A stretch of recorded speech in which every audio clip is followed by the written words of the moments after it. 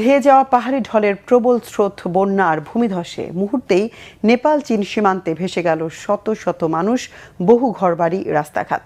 প্রকৃতির ভয়াল ছোবলে বুধবার রাত পর্যন্ত 100-র বেশি মানুষের মৃত্যুর খবর পাওয়া গেছে। এখনও নিখোঁজ বিদেশি সহ 400-রও বেশি পর্যটক ও নাগরিক। ফলে মৃতের সংখ্যা আরও অনেক বাড়ার শঙ্কা করা হচ্ছে। নিখোঁজ পর্যটকদের মধ্যে 100-রও বেশি ভারতীয়। জরুরি বৈঠক করে ক্ষতিগ্রস্ত এলাকাগুলোকে আগামী 3 মাসের জন্য দুর্গত অঞ্চল হিসেবে ঘোষণা করেছেন নেপালের প্রধানমন্ত্রী বালেন্দ্র শাহ। হঠাৎ কেন এত ভয়ঙ্কর রূপ দেখালো প্রকৃতি? এই ভয়াবহ দুর্যোগের পেছনে কি দায়ী? ভূমিকম্প নাকি বরফ গলা? মেহরাব হোসেন খানের ডেস্ক রিপোর্টে বিস্তারিত।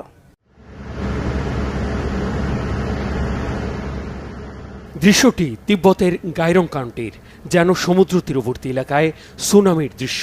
উজানের ঢলে গা শিউরে ওঠা এই তাণ্ডব ধরা পড়ে ঘটনাস্থলের আশেপাশের নিরাপত্তা ক্যামেরায়। কিছু বুঝে ওঠার আগেই ভেসে যান শত শত মানুষ। রাস্তাঘাট ধসেই বিচ্ছিন্ন হয়ে পড়ে নেপালের সাথে সংযুক্ত গাইরং স্থলবন্দরের যোগাযোগ। একই অবস্থা চীন তিব্বত সীমান্তবর্তী নেপালেরও। ঢলের তোড়ে ভেসে যায় বিস্তীর্ণ এলাকা। প্রাণপণে দৌড়ে পালানোর চেষ্টাও কাজে লাগেনি।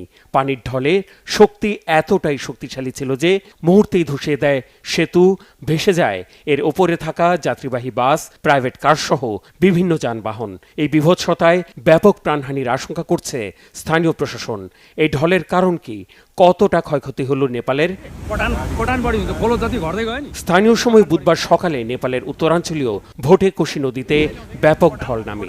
এতে কাঠমান্ডু থেকে প্রায় 125 কিলোমিটার দূরে অবস্থিত তিব্বত সীমান্তবর্তী রসুয়া জেলায় বানের পানিতে ঘরবাড়ি, যানবাহন, সেতু সহ বিভিন্ন অবকাঠামোর ব্যাপক ক্ষয়ক্ষতি হয়, যেখানে প্রায় 50,000 মানুষের বসবাস। তিব্বত থেকে নেপালে ঢুকে এই রসুয়া জেলা দিয়েই বয়ে গেছে ভোটেকোশি নদী। ক্ষতিগ্রস্ত হয়েছে তিব্বত লাগোয়া রসুয়া, নোয়াকোট, ধাদিং, চিতওয়ান সহ নেপালের 6টি জেলা। সবচেয়ে বেশি ক্ষয়ক্ষতি হয়েছে টিমুরে ও সাব্রুবেশি এলাকায়। তাৎক্ষণিক উদ্ধার অভিযানে মোতায়েন করা হয় 12টি হেলিকপ্টার। টিমুরে এলাকায় আটকে পড়াদের উদ্ধারে হেলিকপ্টার পাঠানো হলেও হেলিপ্যাড ভেসে যাওয়ায় তা নামতে পারেনি। কমপক্ষে 385 জন নিখোঁজ পর্যটকের মধ্যে 109 জনই ভারতের। এদের মধ্যে যুক্তরাজ্য, দক্ষিণ আফ্রিকা, অস্ট্রেলিয়া, নেদারল্যান্ডসের নাগরিকও রয়েছেন। নেপালের বিদ্যুৎ কর্তৃপক্ষ জানিয়েছে, বন্যায় রাসুয়াগাড়ি, চিলিমে, ত্রিশুলি 3-এর জলবিদ্যুৎ প্রকল্প ক্ষতিগ্রস্ত হয়েছে। 220 কিলোভোল্ট বিদ্যুৎ উপকেন্দ্র এবং একাধিক সঞ্চালন ও বন্টন অবকাঠামো ক্ষয়ক্ষতির মুখে পড়েছে।